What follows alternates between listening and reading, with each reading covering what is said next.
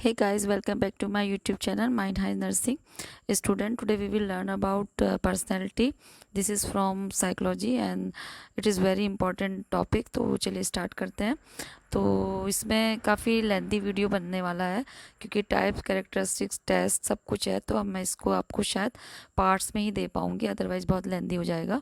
तो जो भी नए व्यूवर्स हैं इसको सब्सक्राइब कर लें और सब्सक्राइब के बगल में जो बेल आइकन है उसे भी ज़रूर से प्रेस कर दें ताकि जो भी वीडियोज़ इसमें अपलोड हो उसका नोटिफिकेशन आपको अपना आप ही मिल पाए. तो चलिए स्टार्ट करते हैं. तो जो इंट्रोडक्शन है इसमें पर्सनैलिटी में, तो ये जो पर्सनैलिटी है परसोना वर्ड से ली गई है, जो कि लैटिन वर्ड है परसोना, और इसी से ये पर्सनैलिटी डिराइव की गई है. ठीक है, इसका मतलब होता है मास्क, मतलब कि परसोना का मतलब मास्क है, जो कि जो एक्टर्स होते थे वहाँ के वो क्या करते थे, जो विलियन और हीरोज़ का जो भी वो ड्रामा करते थे, मतलब कुछ रोल प्ले करते थे, तो उसमें वो मास्क वेयर करते थे. ठीक है, तो उसी मास्क मतलब जिस तरीके का उनका रोल करना होता था उस तरीके का मास्क वो लेते थे. तो इसीलिए हमारी जो पर्सनैलिटी है वो भी एक तरीके से मास्क की है, क्योंकि हमारी जो अंदर है वो हम बाहर तो उसको शो नहीं करते हैं. तो अकॉर्डिंग टू सिचुएशन जो हमें शो करना होता है हम उसी तरीके की पर्सनैलिटी सिचुएशन के हिसाब से बना लेते हैं. तो ये भी एक हम इसको इस तरीके से भी समझ सकते हैं मास्क से. ठीक है, तो ये जो हमारी पर्सनैलिटी होती है ये टोटल क्वालिटी का, इंडिविजुअल की जो टोटल क्वालिटी जो बिहेवियर होती है, वो जो बिहेवियर में टोटल क्वालिटी होती है उसकी, जिसमें कि उसकी habit, thinking, attitude, interest, manner of acting, personal philosophy of life, ये सब आ जाता है. कहने का मतलब है कि जो मतलब जो ये इंडिविजुअल है, यानी कि जो ये एक इंडिविजुअल के जो बिहेवियर की जो टोटल क्वालिटी होती है ये पर्सनैलिटी, जिसमें कि उसकी हैबिट, थिंकिंग, एटीट्यूड, इंटरेस्ट, ये सभी आ जाता है, जिस जो उसके व्यवहार का एक पूरा जो समग्र गुण बोलते हैं ना, वो सारा चीज़ इसमें आ जाता है, जो कि उसकी आदतों, सोच, और जो इसमें बोला गया ये रुचि जिसे बोलते हैं, कार्य करने के तरीके, और जीवन की जो फिलोसफी होती है उसका पर्सनैलिटी के लिए क्या उसका वो सबका क्या होता है, रिफ्लेक्ट हमारी पर्सनैलिटी पे पड़ता है, उसके बिहेव पे. ठीक है, अब ये जो हो गया डेफिनेशन की अगर बात करते हैं तो पर्सनैलिटी रेफर डीपली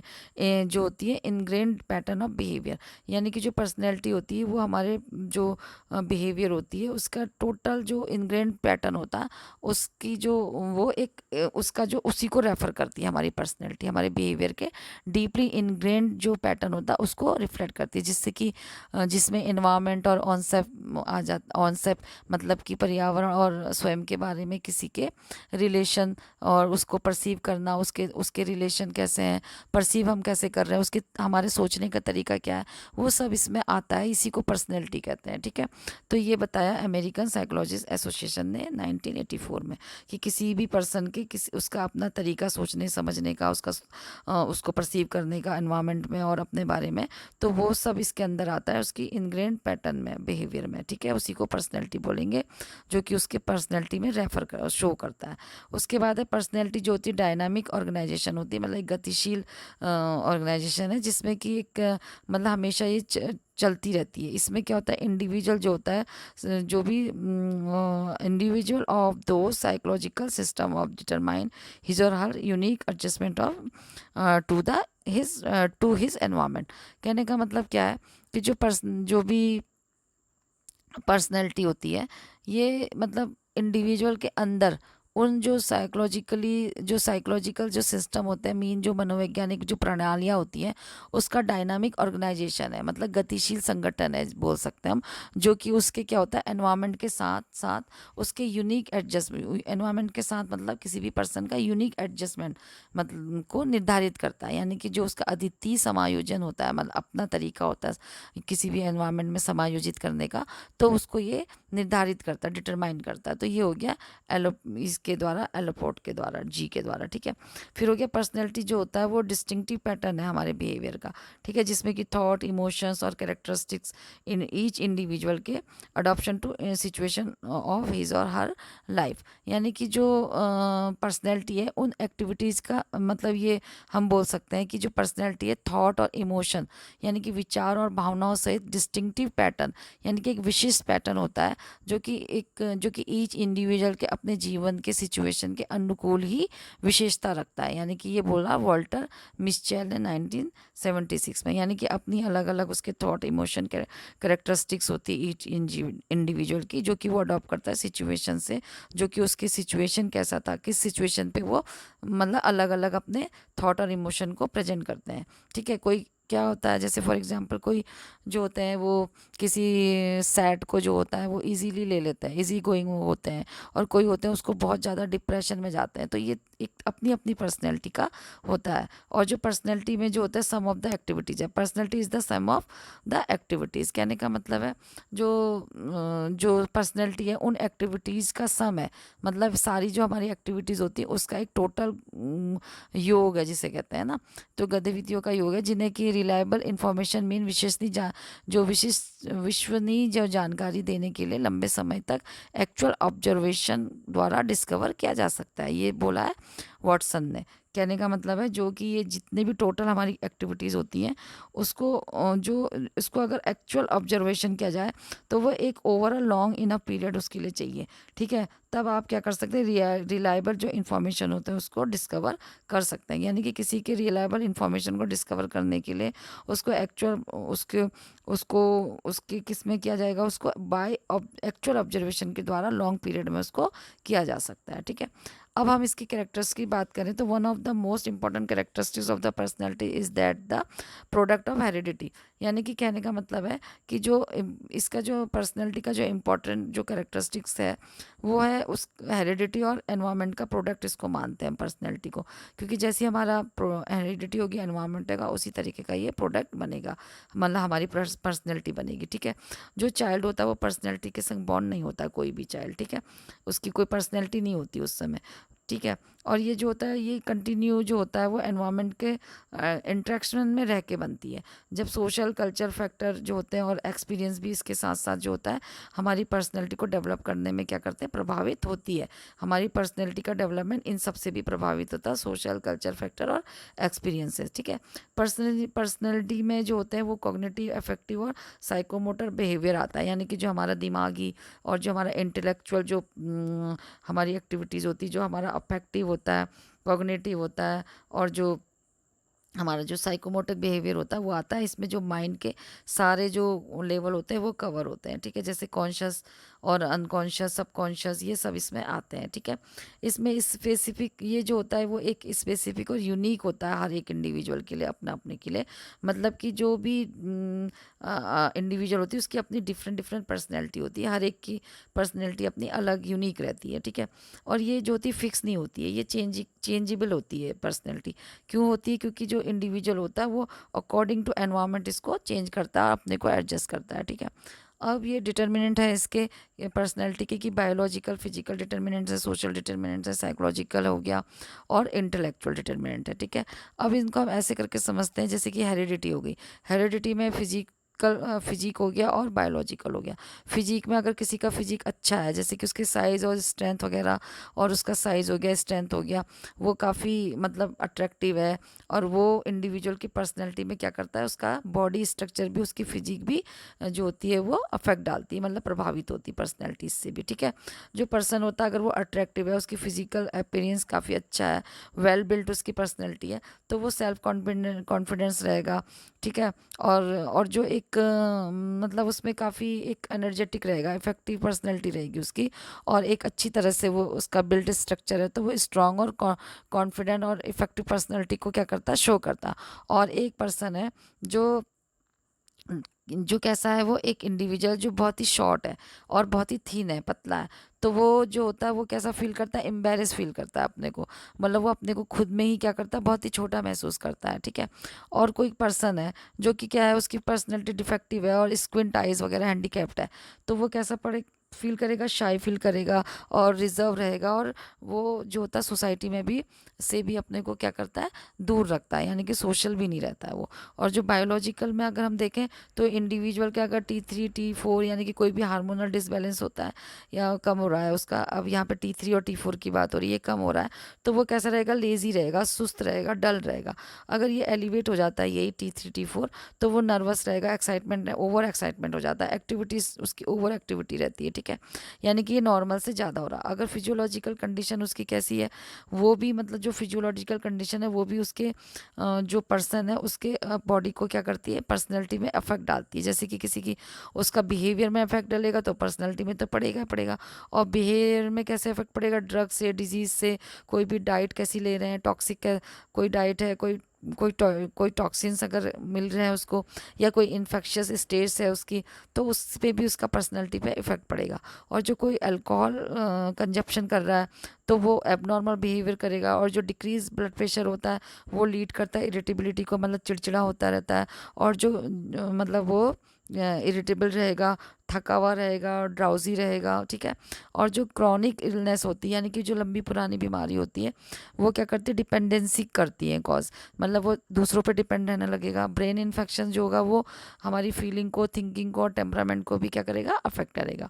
और जो एनवायरनमेंट है, वो एनवायरनमेंट में तो देखिए होम, स्कूल और ये फैमिली, प्लेग्राउंड, सोशल रोल, इन ये जो होता है हमारी पर्सनैलिटी के डेवलपमेंट को इन्फ्लुएंस करते हैं, प्रभावित करते हैं, ठीक है। जैसे कि होम होता है, तो होम में अगर एक चाइल्ड होता है, अगर उसको वहाँ पे पीस मिल रहा है, लव मिल रहा है और म्यूचुअल अंडरस्टैंडिंग हो रही है, खुशी मिल रही है, हाँ, और रिस्पेक्ट मिल रही है, सब कुछ मिल रहा है उसको वहाँ पे, तो वो कैसा रहेगा, वो जो बच्चे का जो डेवलपमेंट होगा वो सेल्फ कॉन्फिडेंट में रहेगा, सिक्योर फील करेगा। अगर वो बच्चे को जो होता है ओवर डिसिप्लिन में रखा जाए, ओवर प्रोटेक्टेड रखा जाए, तो जो चाइल्ड होता है वो डीपली जो होता है वो डिपेंडेंट बनना, उसकी जो पर्सनैलिटी होती है वो डिपेंडेंट टाइप की हो जाती है, हमेशा दूसरों पे डिपेंड रहना, मतलब वो क्योंकि हमेशा इसी तरीके से रखा गया है, ठीक है। अगर इवन एक्सेसिव जो अगर बहुत ज़्यादा केयर मिलती है बच्चे को, उसको लव अफेक्शन भी ज़्यादा मिल रहा है, तो वो चाइल्ड के डेवलपमेंट में भी अफेक्ट करेगा। उसको क्या करेगा, वो उसको सेल्फ सेंटर्ड बना देगा, डिमांडिंग बना देगा और सेल्फिश भी बना देगा। और स्कूल की अगर बात करें तो जो इसमें स्कूल में भी वेरियस फैक्टर जो होते हैं पर्सनैलिटी को अफेक्ट डालते हैं, जैसे कि टीचर कैसे हैं वहाँ पे, करिकुलम कैसा है, को करिकुलम एक्टिविटीज़ कैसी है, उसका मेथड कैसा है टीचिंग का, उसका नेचर कैसा है, स्कूल का ऑर्गेनाइजर, मतलब उस जो स्कूल का जो नेचर और ऑर्गेनाइजेशन है वो कैसी है, और उसका डिसिप्लिन कैसा है स्कूल का। अगर स्कूल में जो होता है लिमिटेड करिकुलम एक्टिविटीज़ हो रही है, तो वहाँ पे जो होता है एकेडमिक एक्टिविटी जो होती है उसको मतलब वो प्रोवाइड नहीं हो पाती फुलफिल तरीके से किसी भी इंडिविजुअल को। जैसे कि किसके द्वारा अगर उनमें इंडिविजुअल मतलब डिफरेंसेस है, यानी कि टीचर्स में या बच्चों में कुछ मतभेद है, तो चाइल्ड में फॉल एकेडमिक, तो चाइल्ड में जो होता है fall in epidemic, fall in epidemic मतलब वो एजुकेशन से रिलेटेड उसको बहुत अच्छी तरीके से शिक्षा नहीं मिल पाएगी, तो उसका वो मतलब वो उसमें दबा हुआ रहेगा, ठीक है। और अगर वो लेज़ी भी, उससे वो क्या रहेगा, लेज़ी रहेगा। और डेवलप उसके जो उसकी जो मतलब वो जो होता है वो लेज़ी रहेगा। और इसमें जो होती है वो चीटिंग वगैरह इन्वॉल्व करेगा, मतलब गलत गलत चीज़ें वो इसमें उसमें आ जाएंगी, ठीक है। और ड्रीमिंग वगैरह आएगा। अगर टीचर जो होता है बहुत ज़्यादा डिक्टेटर टाइप का हो गया, यानी कि ज़्यादा तानाशाही टाइप का हो रहा है, उसकी पर्सनैलिटी अगर टीचर की है, तो चाइल्ड में जो होता है वो एक तरीके से ये आ जाएगा, मतलब कि मतभेद करने की, मतलब उसको क्या करने की भावना, आर्ग्यूमेंट करना और उसमें बैक आंसरिंग करना, इस तरीके के उसमें आ जाता है। और रिलेशनशिप जो होता है बिटवीन टीचर और बच्चे में, वो स्टूडेंट में, वो भी इससे अफेक्टेड होता है, मतलब इन्फ्लुएंस होता है। अल्टीमेटली रिजल्ट ये होता है कि वो जो लर्निंग होती है वो डिसेबिलिटी हो जाती है, ठीक है। तो पर्सनैलिटी भी उसकी जो होती है वो उसी तरीके की बन पाएगी, अच्छी नहीं बनेगी। और जो सोसाइटी होती है वो भी एक इंपॉर्टेंट रोल प्ले करती है डेवलपमेंट में पर्सनैलिटी के। जो सोशल वैल्यूज़ और कोड होता है वो भी जो चाइल्ड के जो भी चाइल्ड को जो होता है उसको ओबीडियंट और रिस्पेक्टफुल और सोशल बनाने में हेल्प करता है। तो सोसाइटी का बहुत इम्पैक्ट पड़ता है पर्सनैलिटी पे। जैसी तरीके की सोसाइटी होगी उसी तरीके में जिसमें बच्चा रह रहा है उसी तरीके की उसकी पर्सनैलिटी भी डेवलप होती है। साइकोलॉजिकल में होता है कि मोटिव, इंटरेस्ट और attitude, intellectual capacities, reasoning, attention और परसेप्शन वगैरह, जो भी decision making, problem solving, adjustment और हेल्थी रिलेशनशिप जो भी है, ये पर्सनैलिटी के डेवलपमेंट में इन्फ्लुएंस करते हैं, अफेक्ट डालते हैं, ठीक है, साइकोलॉजिकली। क्योंकि ये सब चीज़ें हमारे मेंटल से रिलेटेड है कि हम कैसा परसीव कर रहे हैं, हमारी कैपेसिटी कैसी है किसी को समझने की, इंटेलेक्चुअल हमारा कैसा दिमाग है, ठीक है, हम कितना इंटरेस्ट ले रहे हैं, कितने हम किसी चीज़ से अच्छे लोगों से मोटिवेट हो रहे हैं या नहीं हो रहे हैं, हमारा डिसीजन मेकिंग कैसा है, जल्दी से हम कोई चीज़ को डिसाइड कर पा रहे हैं कि नहीं, निर्णय ले पा रहे हैं कि नहीं, अगर हम कोई प्रॉब्लम आ रही है तो उसको फटाफट सॉल्व कर पा रहे हैं कि नहीं, ये सब हमारा बिहेवियर हेल्दी है कि नहीं है, तो हमारी हेल्थ कैसी है, ये सब इस पे हमारी पर्सनैलिटी पे इफेक्ट करता है, ठीक है। अब है टोपोग्राफी ऑफ पर्सनैलिटी। तो ये जो होता है टोपोग्राफी का मतलब होता है कि जो पर्सनैलिटी है उसको समझने के लिए जो होता है, हमारी पर्सनैलिटी का समझने के लिए जो हमारा माइंड का काफ़ी इसमें रोल रहता है कि हमारा माइंड किस तरीके से, कैसे उसकी सिस्टम रहता है कि कैसे वो किस काम को किस तरीके से करता है, तो उसका भी हमारी बॉडी में बहुत इफ़ेक्ट पड़ता है हमारी पर्सनैलिटी में। तो फ्राइड ने जो कंपेयर किया है माइंड को वो आइसबर्ग से किया है। तो ये जो होती है स्ट्रक्चर जो होता है माइंड का इनटू 3 लेवल में इसको डिवाइड किया है इनके द्वारा, फ्राइड के द्वारा। जैसे कि कॉन्शियस हो गया और प्री कॉन्शियस हो गया और सब कॉन्शियस हो गया, अनकॉन्शियस हो गया, ये तीनों इसमें मेंटल कांटेक्ट में इनके अंदर में इन जो तीनों हैं इन सभी में मेंटल कंटेंट भी होते हैं। जैसे कि जो पहला वाला हो गया कॉन्शियस, इसमें ऑल मेमोरीज आती हैं, रिमेन रहती हैं, मतलब हमेशा रहती है इंडिविजुअल के मेमोरीज में। अवेयरनेस में जब वो अवेयर रहता है, मतलब कि वो इसमें क्या रहता है, सभी जो भी मेमोरीज होती हैं जो उसकी यादें होती हैं किसी भी पर्सन की, अवेयरनेस यानी कि जब वो इसके लिए अवेयर रहता है मतलब जागरूक रहता है इस, ठीक है। और ये जो होता है इसमें स्मॉल पोर्शन जो होता है, इवेंट होते हैं, एक्सपीरियंस होते हैं जो इजीली किया जाता है, रिमेंबर और जो रिमेंबर किए जाते हैं और रिट्राइव किए जाते हैं, ठीक है। मतलब उसको वापस से यादों को जो होता है अपनी वापस लाई जाती है, आसानी से याद किया जा सकता है और उसको दोबारा से रिगेन की जा सकती है, कहने का मतलब। और जो प्री कॉन्शियस है इसमें all memories have been forgotten, सारी मेमोरीज इसमें भूल जाते हैं। और वो हमारे जो अवेयरनेस होता है, अभी का जो जागरूक हमारापन है, मतलब हम जो जागरूक हैं अभी, अवेयरनेस प्रेजेंट अवेयरनेस में वो प्रेजेंट नहीं रहती है इस समय, वो जब प्रेजेंट में वो हमारे पास नहीं रहती वो मेमोरीज, वो वाली इसमें रहती है प्री कॉन्शियस में, ठीक है। और जो बट अगर हम उसमें अटेंशन देते हैं यानी कि बहुत अगर उसमें ध्यान लगाते हैं तो वो हमारे क्या होती है, हम उसमें रेडी रहते हैं रिकॉल करने के लिए, तो हम उसको रिकॉल कर लेते हैं कॉन्शियस अपने कॉन्शियसनेस में, ठीक है। तो कहने का मतलब ये है कि ये वाली मेमोरीज को हम अगर बहुत ज़्यादा ध्यान लगाते हैं तभी हमको वापस से मिल भी जाती है। और अनकॉन्शियस कौन सी होती है, ये वो वाली मेमोरीज होती हैं जो कि हमारी जो अनेबल रहती है हमारी कॉन्शियसनेस में लाने में, ठीक है। यानी कि इसको हम उन सभी मेमोरीज को होल्ड किया जाता है जो कि हमें क्या करती है, वो पर्सन जो होते हैं कॉन्शियसनेस अवेयर, मतलब कॉन्शियस अवेयरनेस में लाने में जो होते हैं अवेयर, उन यादों को जो रहते हैं अनेबल रहते हैं। ये सबसे लार्ज पोर्शन होता है हमारे मतलब हमारे माइंड का, जिसमें कि जो अनप्लेजेंट और जो अनअसेंशियल जो मेमोरीज होती हैं उसको, मतलब वो इंक्लूड रहती है इसमें। यानी कि जिसको याद करने से हमें दुख होता है, जिसको हम याद नहीं करना चाहते, वो वाली मेमोरीज इसमें इन रहती हैं, ठीक है। जिन्हें कि क्या किया जा सकता है, रिप्रेस्ड किया जाता है, यानी कि दबाया जा सकता है, और केवल जो होती है उनको उसी से याद किया जा सकता है। जैसे कुछ थेरेपी देंगे उसको, और कुछ हिप्नोसिस वगैरह, हिप्नोटाइज आपने सुना होगा, उन सब से या कुछ ऐसे सब्सटेंसेस के साथ उसको दोबारा से रीगेन किया जाता है, ऐसी मेमोरीज में रहती है, ठीक है। तो ये आपने देखा। और ये जो होती है हिडन रहती है, it is hidden and may emerge in dream, ये मतलब छिपी हुई रहती है और हमारे ड्रीम में रहती है, इमर्ज हमारे ड्रीम में रहती है, लेकिन उसमें ये हमारे ड्रीम में इमर्ज रहती है, ठीक है।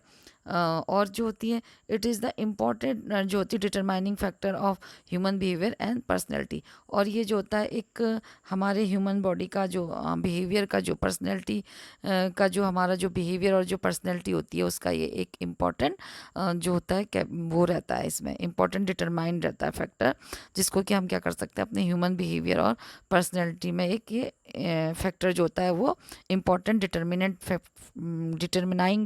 डिटरमाइनिंग फैक्टर होता है, ठीक है, जिसको कि हम अपने ह्यूमन बिहेवियर और हमारी पर्सनैलिटी में जिसका अफेक्ट पड़ता है, ठीक है।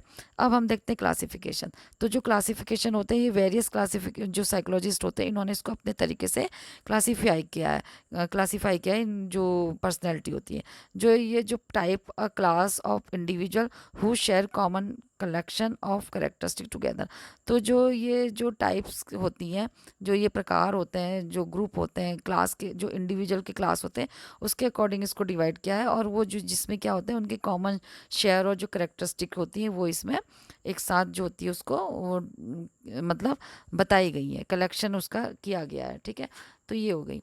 तो मतलब कि टाइप इंडिविजुअल का एक क्लास वर्ग, मतलब क्लास मतलब यहाँ पर वर्ग से है, जो कि एक साथ जो होते हैं कैरेक्टरिस्टिक्स का क्या होता है कॉमन कलेक्शन जो होता है वो शेयर करते हैं, ठीक है। तो हिपोक्रेट्स ने ट्राई किया है क्लासिफिकेशन को ऑल ह्यूमन बीइंग के इनटू 4 कैटेगरीज में, मतलब 4 ग्रुप में उनके बिहेवियर के अकॉर्डिंग, ठीक है। जिसमें हो गया सैंग्विन हो गया, और जो होता फ्लेगमेटिक हो गया, मेलेंकोलिक हो गया, और और कॉलेरिक हो गया। तो जो इन्होंने जो हिपोक्रेट है, इन्होंने इसको ब्लड हमारे बॉडी फ्लूइड के अकॉर्डिंग टाइप, मतलब जो हमारे बॉडी में जिस तरीके का फ्लूइड होता है उसी बॉडी फ्लूइड के अकॉर्डिंग इसको इसकी करेक्टरिस्टिक बताई है पर्सन की। तो इस बॉडी फ्लूइड के अकॉर्डिंग में इस टाइप का पर्सन होगा और उसकी इस तरीके की करेक्टरिस्टिक होगी, ये बताया हिपोक्रेट ने। तो अगर ब्लड का लेवल ठीक ठाक है, मतलब हीमोग्लोबिन उसका सही है, तो वो कैसे होंगे, सैंग्विन होंगे। और वो जो होते हैं उसमें सैंग्विन टाइप के वो होते हैं, मतलब चेयरफुल होते हैं और मतलब हेल्प खुश मिजाज होते हैं, आशावादी होते हैं और कोई भी फ्यूचर के लिए वो कॉन्फिडेंट रहते हैं, ठीक है। और जो फ्रैगमेंट जो ये फ्लैगम है, इनका जो फ्लैगम टाइप का मतलब होता है एक कफ होना, जो फ्लै फ्लैगम मतलब कफ का होना होता है, ठीक है, कि बॉडी में ज़्यादा जिनका रहता है, ठीक है। फ्लैगमेटिक होते हैं ये, इसकी पर्सनैलिटी जो होती जो फ्लैगम का जो पर्सनैलिटी होती है वो ये वाली होती है फ्लैगमेटिक। और इसमें जो होते हैं ये ढीले ढाले, कोल्ड, काम और स्लो रहते हैं, मतलब धीमे रहते हैं, कोल्ड रहते हैं, ठंडे रहते हैं, मतलब किसी भी चीज़ में इंटरेस्ट नहीं रहता है, कम रहते हैं। और जो होते हैं जो ये होते हैं इनडिफरेंट होते हैं, यानी कि कहने का मतलब जो है ये थोड़े से उदासीन टाइप के रहते हैं, ठीक है।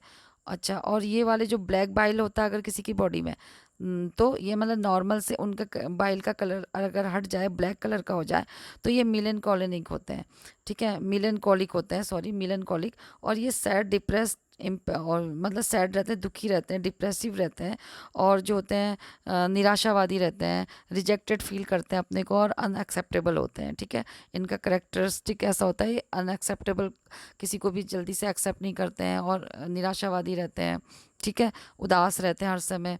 और येलो बाइल वाले जो होते हैं वो कॉलेरिक पर्सनैलिटी बोलते हैं उसको, और ये चिड़चिड़े रहते हैं, ठीक है। पैशनेट रहते हैं, पैशनेट का मतलब हो गया स्ट्रॉन्ग फीलिंग वाले रहते हैं किसी भी चीज़ के लिए, स्ट्रॉन्ग एक्टिव रहती है इनकी, और इमेजिनेटिव रहते हैं, ठीक है।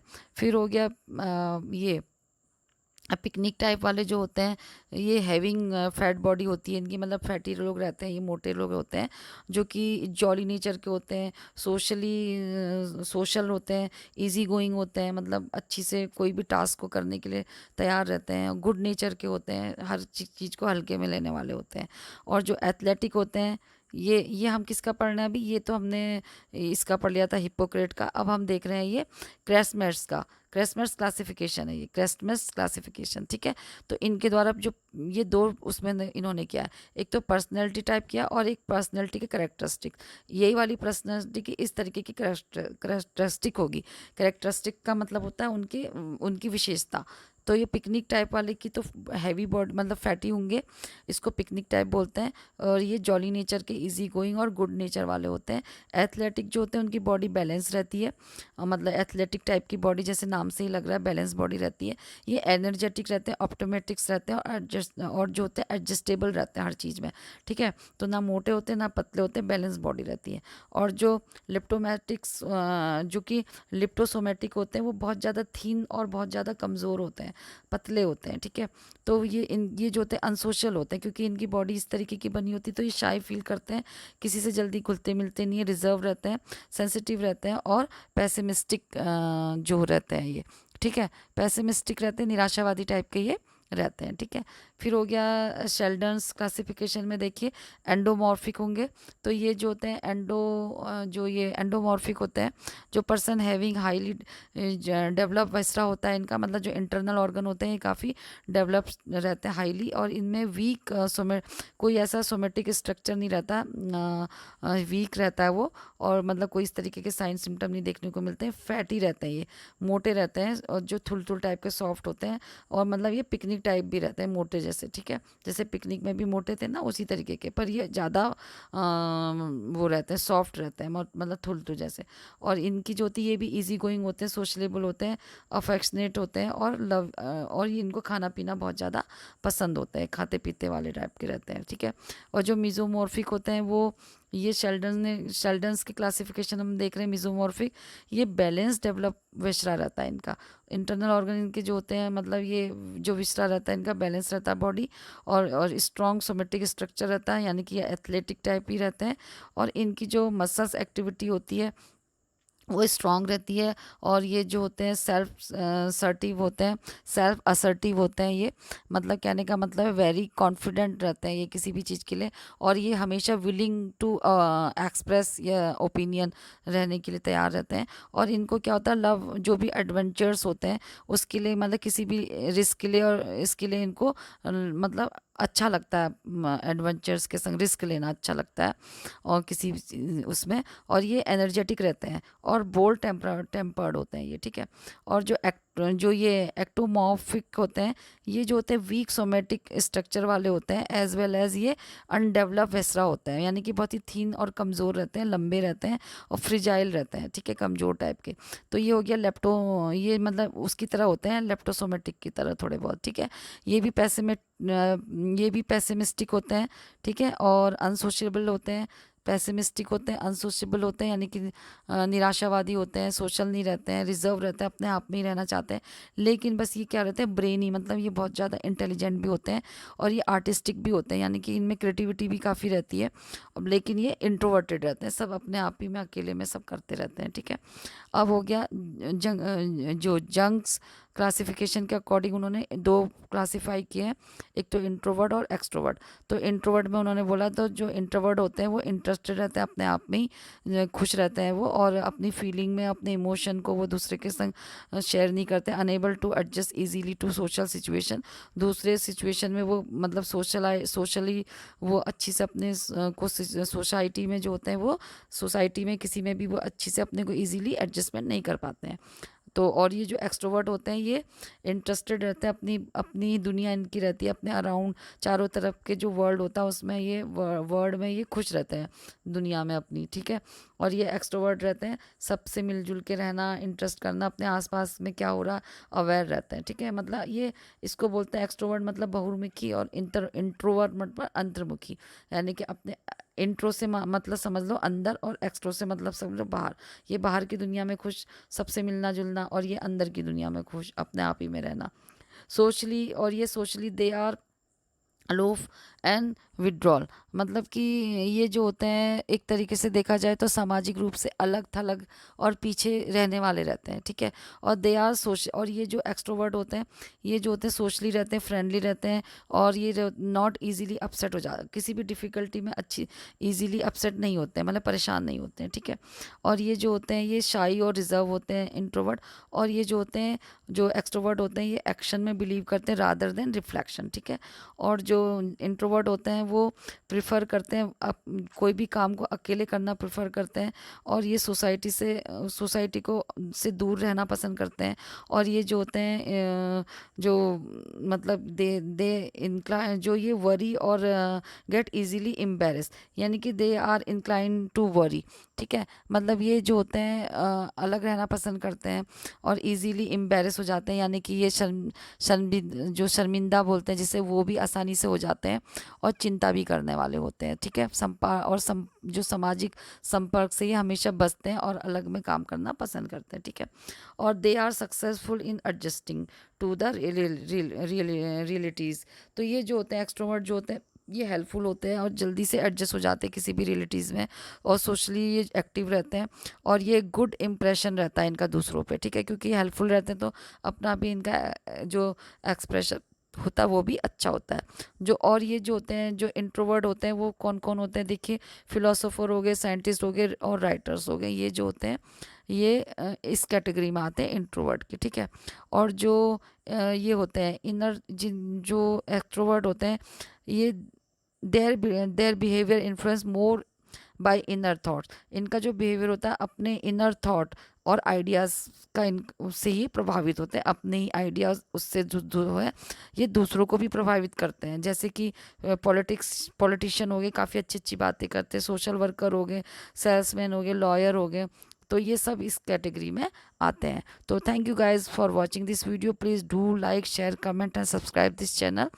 और देखिए ये काफ़ी लेंदी है, ये देखिए मेरा नोट तैयार है आपके लिए, मैं इसको आपको दूंगी, और नेक्स्ट वीडियो में मैं ये थ्योरीज डाल दूंगी, और अगर हो पॉसिबल हो पाए तो टेस्ट भी इसी में डाल दूंगी, और नहीं तो फिर टेस्ट को थर्ड वाले में डालूंगी, ठीक है।